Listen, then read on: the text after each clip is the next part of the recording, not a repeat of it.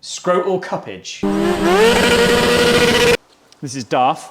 He treats that like an Amsterdam hooker. We're in the engine room. Billet goodness. Glimpse of Toprak Razgatlioglu. I would not see which way she went. Fined 500 quid off the FIA every time he does a stopping.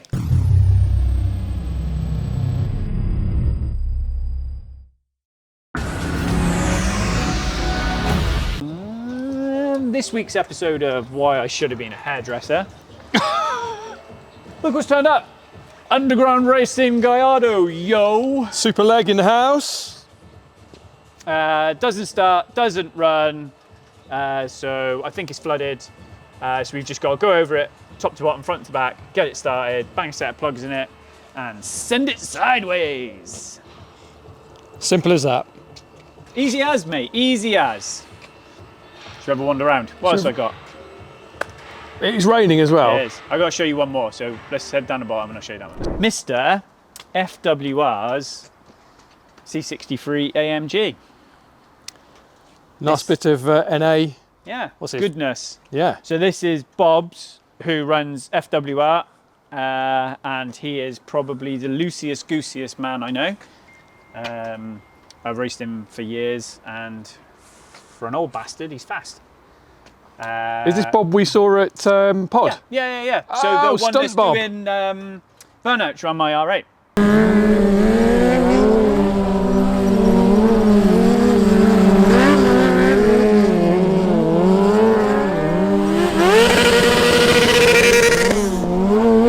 Yeah, stunt Bob, Bobby baby.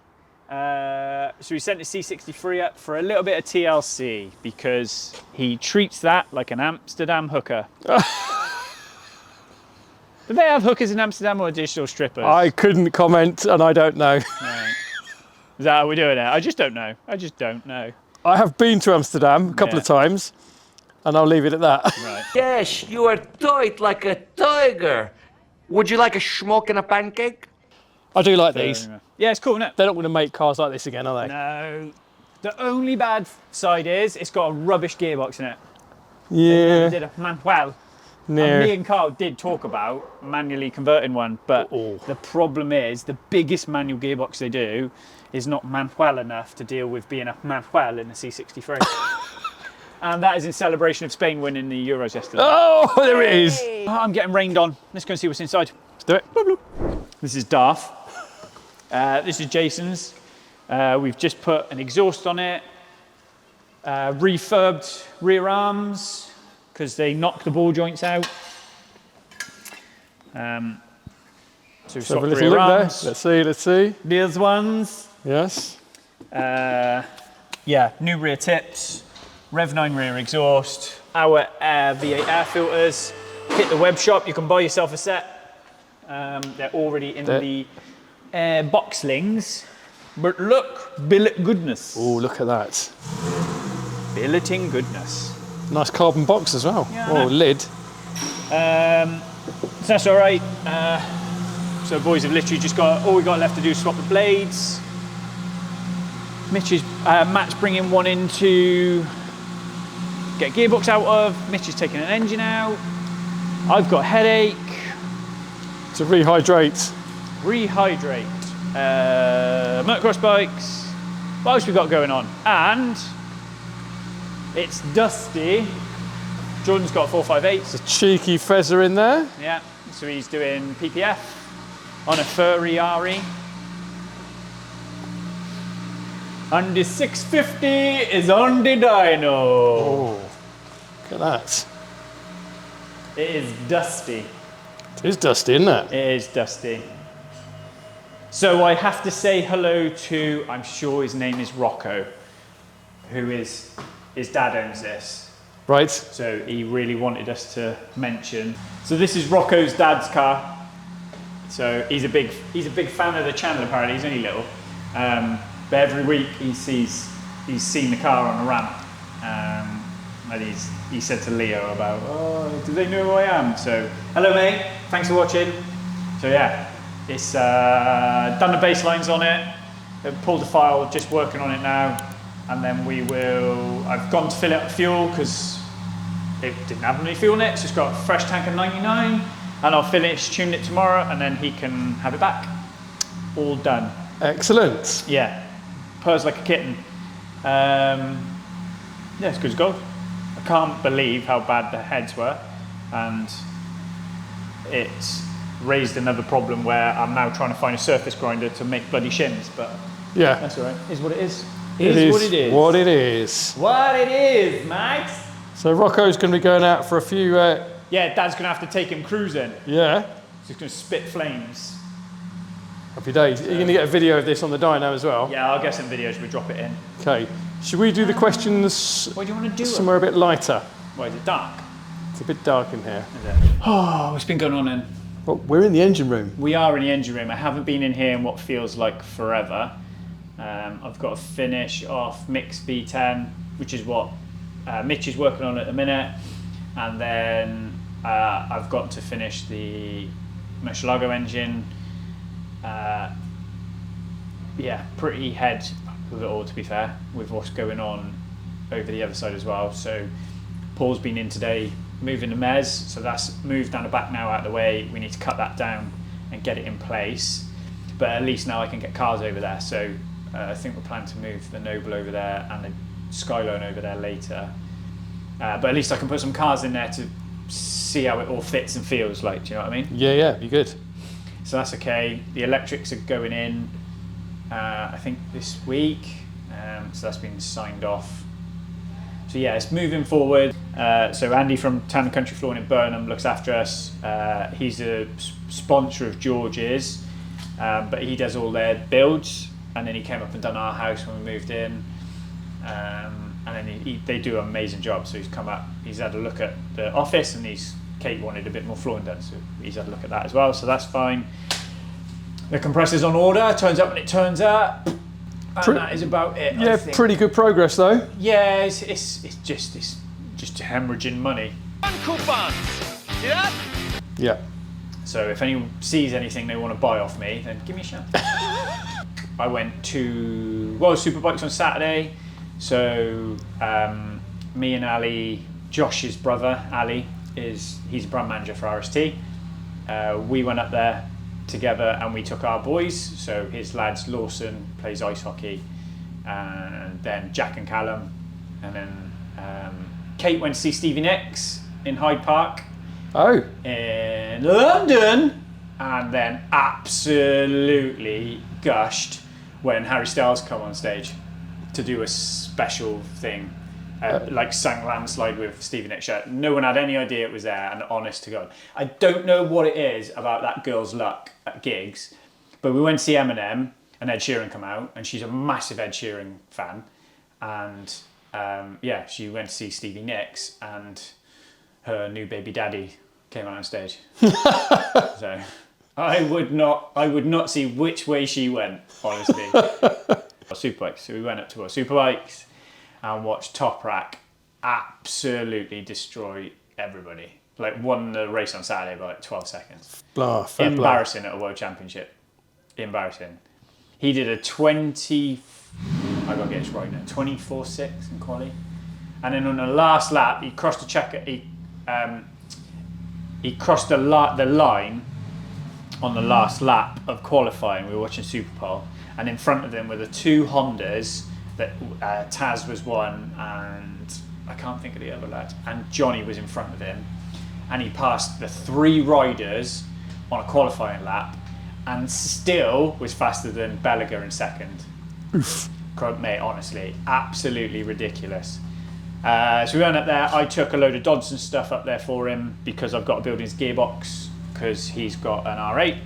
This isn't Top Rack stuff, this is... Yeah, but I thought, there's some Dodson stuff. So I drove up there with a boot full of goodies, and some brake pads for another friend up there.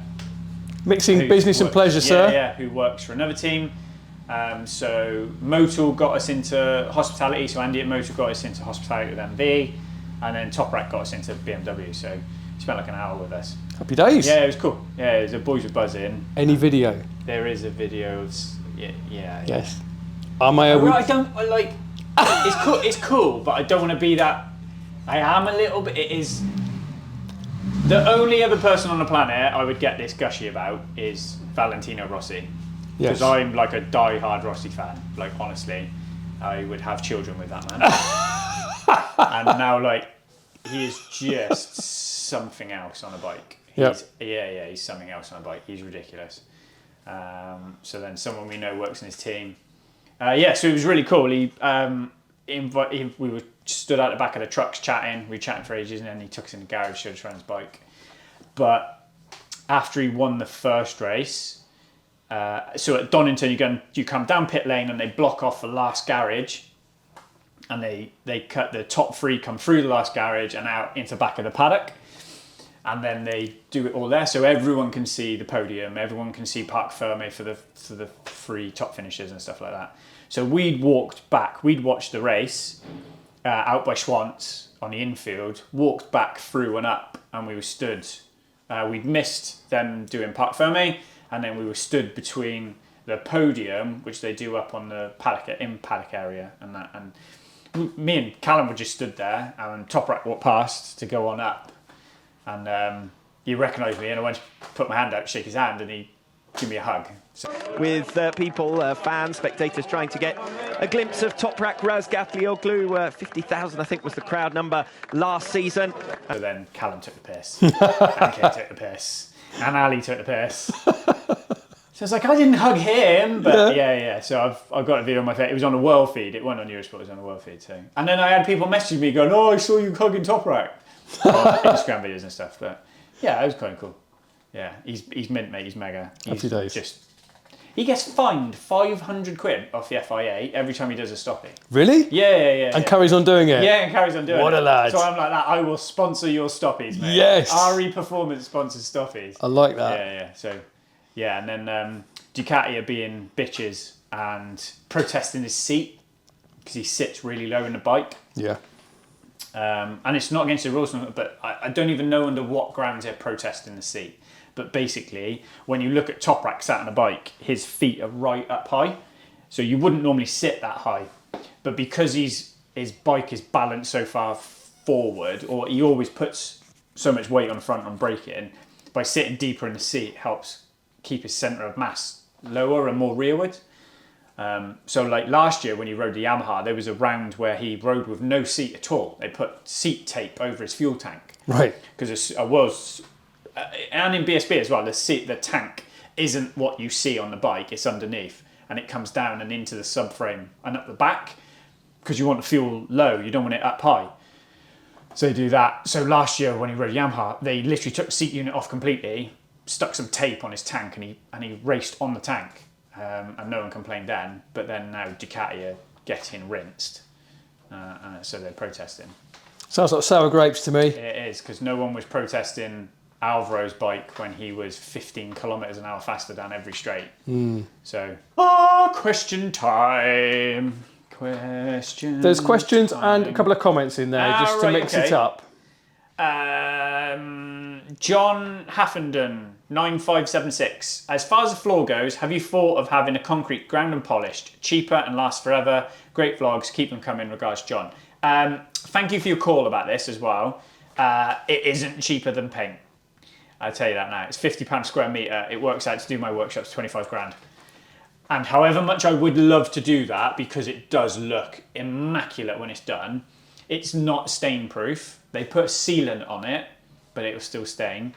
But yeah, it's literally £50 square metre to do. Wow. So I don't think I'll be doing that. No. However much I would like to. Raymond Moody 8219. Question. Saw the 911 pull into the shop on a video. I have a 2010 997.2. Had a scare with a PDK, which turned out to be an ECU issue and a CAN system. Anywho, question I had was that you guys do a lot of work on the Audi DCT boxes and upgraded. What is the difference with the PDK DCT boxes? And is the same upgrade you would recommend for my box? With all the issues I had with the PDK, I did a bunch of research on them and was blown away with the technology. And even today, I'm amazed how smooth and nice it is as a daily driver. Right, in principle, no, there's no difference between a PDK and a DCT. They're both dual clutch transmissions. So they both have a number of gears on one input shaft, and they have a separate input shaft running through the center. of the other input. So you've got input shaft 1, and then out through the middle is input shaft 2. And they have essentially 2 different gearboxes inside one case. So the theory of a PDK and a DCT is exactly the same. But that is like saying you can unbolt a cylinder head off a Range Rover V8 and bolt it off an Audi R8 V8. It doesn't work like that. They're completely different in how they work, the cases. Not how they work. Yeah, how they work. The theory is the same, but how they work is completely different. Getting parts can't. So you can maybe get an oil pump, a mech unit, and even for Dodson are doing Porsche stuff, but because they're so hard to get apart, there's certain elements of that you still have to send a gearbox back to Dodson to do, like clutches and stuff like that. So we've never really got involved in the PDKs. There's a lot of Porsche specialists out there, and I don't want to be a jack of all trades. I'd rather be a master of none. That was a good joke. Hang on, I like that, yeah. So, no, I've never really done much with PDK stuff. I know the ins and outs. If I had a customer who came to us with a Porsche and it was not something I wanted to do, I would just tell you to go and see like JZM or one of those companies that have got a great reputation in Porsche stuff, because you get yourself into trouble when you don't try and do too much. Dasmundo 8498. What hours do you work a week on average owning and running REP? Okay, let me give you an average week. So I was off yesterday. I came in today for 8 to be here for Paul to move the Mez. I will be here. Kate will drop Jack off because he's got Swindon Town training and it starts at 6:30. So I will get to Foundation Park between 6:30 and 7 to try and catch the end of Jack's training. And then I'll go home and I'll try and do some emails because I'm behind on emails. Tomorrow, Kate leaves about 8-ish to get Sienna to school, so I'll probably leave about the same. So I'm in from normally 8 to 8:30 every day. What is tomorrow? Tuesday. Cal has Fairford training, but I think he'll get a lift, so I'll probably be home between 6 and 7. Wednesday, JB's got he's got Fairford training all good. So basically, Jack plays for a team, Abbey Meads, on a Sunday, but he's just got into a junior Premier League team and they train the same night, so we've got a hard decision to make there. But say, for example, I would take JB to Fairford to train for 6:30, but I don't think anything... that might be I finish at 6, or that might be I finish at 7:30. So Wednesday's a bit of a weird one. Thursday, I work through, again, I'm in between 8, 8:30, and I'll work up until... JB trains on a Thursday, so with Ibra, so he'll start 6:30, so I'll probably get to his training for 7 and then take him home. Friday, Callum takes himself to training, but I'll probably get home between 6 and 7. Saturday, I normally do handovers and drop-offs, so I'll be in for 9, and the other week we didn't get home until 5 because we were doing the other unit, but I tried to be home like maybe midday, 1-ish. That's what I tell customers anyway. Try not to work Sundays, or I don't work Sundays. On top of that then is emails and WhatsApps. They take up a lot of my time. So last night, before the football, I did an hour of emails before we had barbecue for football. This week, I've got to go to Brands on Friday to run Georgie Boy. So I'll probably leave at 6 in the morning, and then I've got to get back because Kate's out. So mate, honestly, I don't know how many hours I work. I just work. And it's still not enough.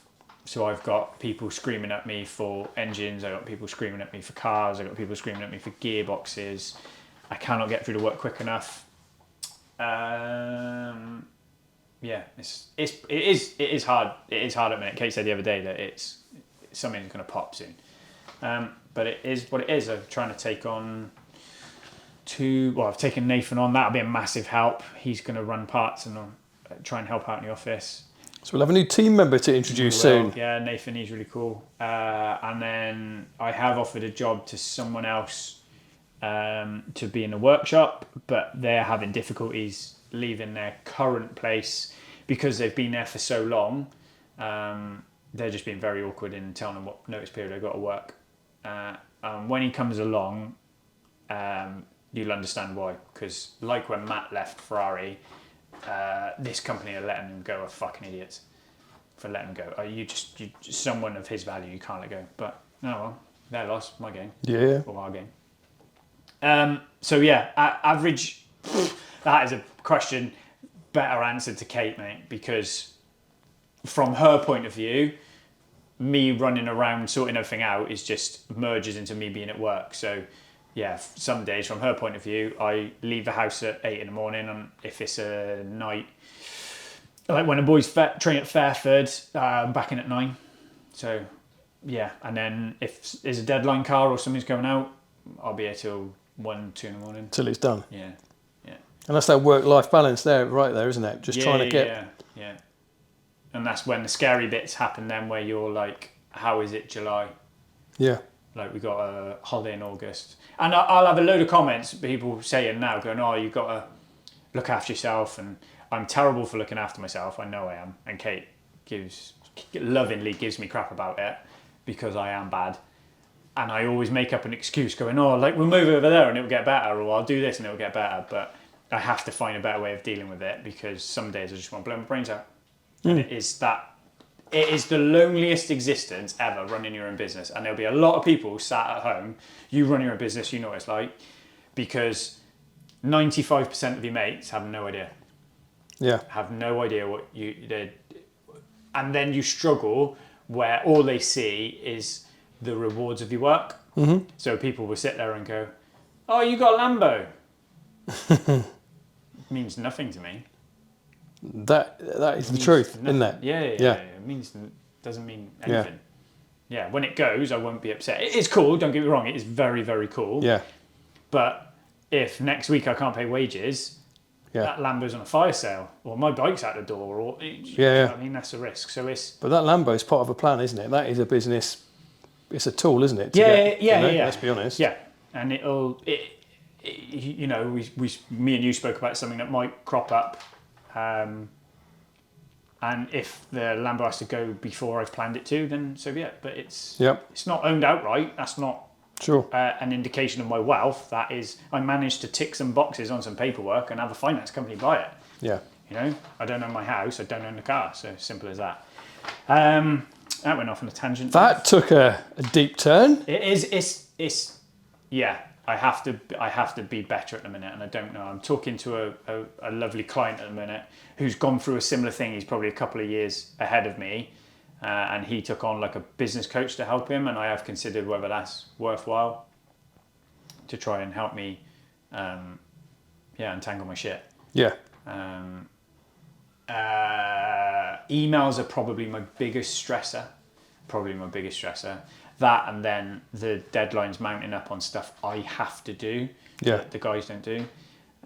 So that bothers me, because I have to then do all the admin, which is why, again, but like with Nathan coming in, I'm really hoping that's going to help me sort of put some organisation into place, because there's stacks of crap everywhere. We haven't got any space. Do you know what I mean?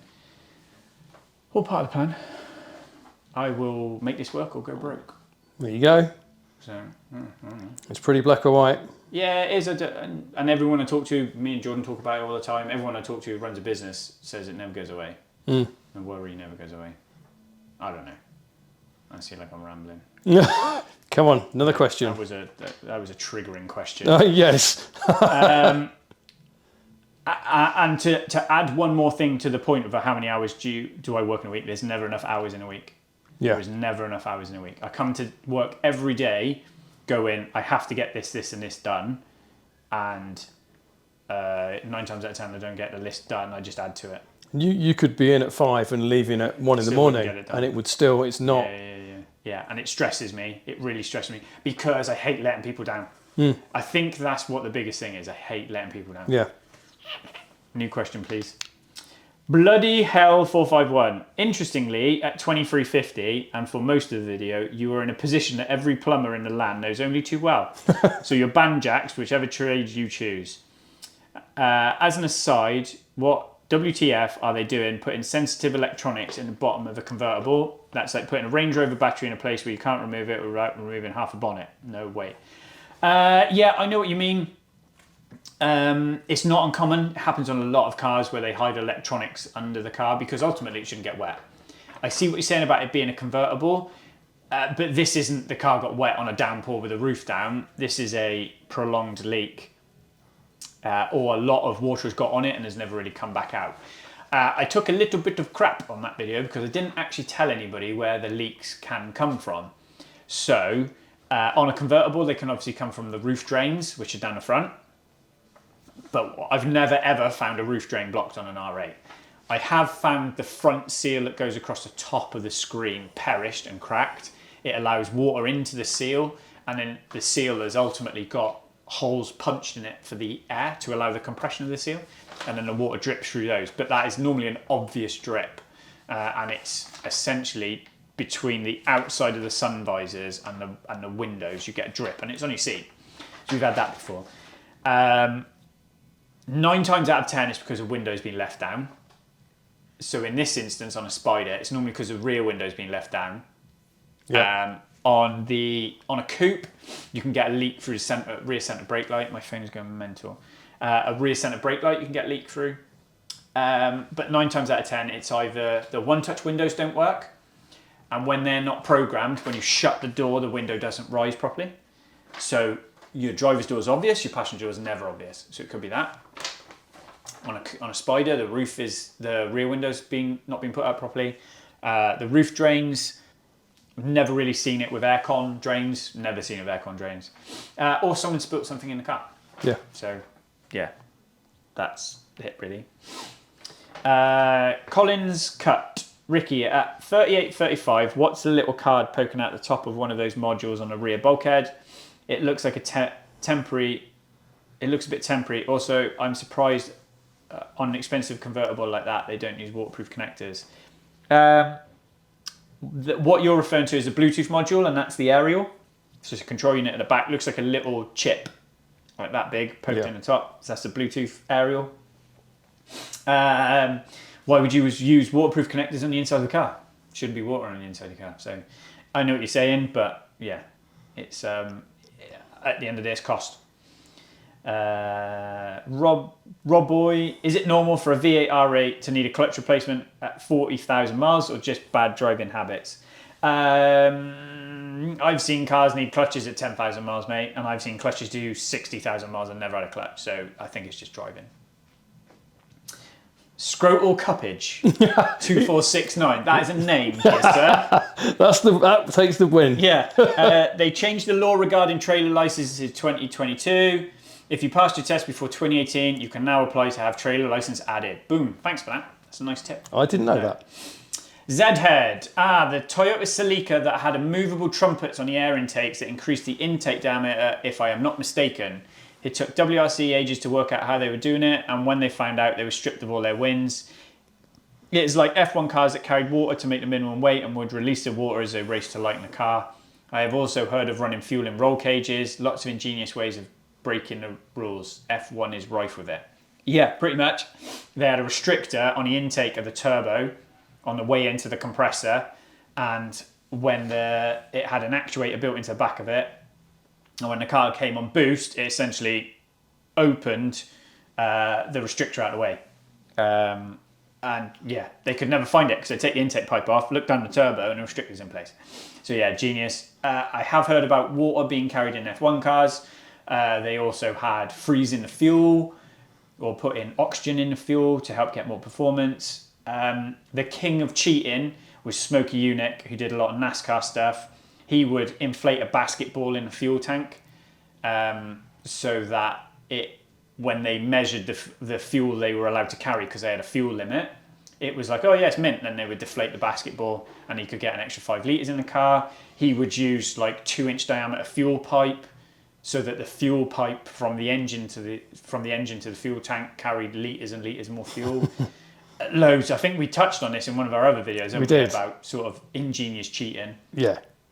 It's fascinating stuff. Yeah, it's good. There's lots and lots of cool things they were doing. Even recently, as Mercedes-Benz with their flexible wing. Yeah. Stuff like that. Or see now the DAS. I don't think the DAS, which was the steering, they moved the steering to get the toe of the wheels. That ain't cheating. They didn't go out to break the rules like some of these are. That was just ingenious, and then everybody else has a hissy fit because they can't do it and gets it banned. So. Let us know in the comments if there are any others that you guys know of. Yeah, that'd be cool actually. And we could read them out next I love week. it, mate. It's brilliant. Tony B. Hi Rick, I've been saving for a few years to buy an R8. Need to save more money still. Which engine do you recommend, the V8 or the V10? I like V8s. Are they good enough? I prefer the auto box. Is that okay too? Many thanks in advance. Keep up the great content. Engine is very personal. I am a V10 man myself. But the V8s are great. Then gearbox comes down to then what you want. So I prefer the S-Tronic because for me, if I've got a car like that, I want to go on track and I want to do the fastest lap time I can. And that weird sticky and third pedal thing is not fast. Doesn't mean you can't enjoy it, but it's not for me. I'd rather have a DCT. The R-Tronics are great, but they're just not as fast as DCTs. So it just comes down to, if you're a V8 man, then your choices are DCT, but that's 2013 onwards, so you're in a facelift. Or if you're before that, you're an R-Tronic or a manual. And again, comes down to personal choice. But for me, it would be a V10 plus DCT. There you go. Or an R8 GT. Oh, no, hang on, there we go. R8 GT. R8 GT, let's be honest. Yeah. R8 GT is the best R8. Any other business? Have I missed anything? My ass hurts after sitting on that. Can I just film what you're actually sitting on? Sat on my V10 talk plate. Oh, there you go. Yeah, no. Anybody to thank this week? I think. What have I got to do? No, not much going on. I got to go and pick a car up tomorrow. Yeah. I think. You here Wednesday? I can be. All right, we'll figure that out. All right. Thursday, something's going on. Friday and brands. Yep. Yep. That's about it. I've got the ultimate passes for Coombe, so we need to do a giveaway to see if anyone wants to come to the racing at Coombe in 2 weeks. That'd be good. Because it's Saturday and I've not done anything with them. All right then. Sweet. I don't know what I was going to say now. Smash buttons? I don't know. Is that a good thing these days? You're supposed to say that? Smash buttons. Smash buttons. Like and subscribe. Yeah. Tell your friends. Call me a knobhead. And enjoy the Top Rack video.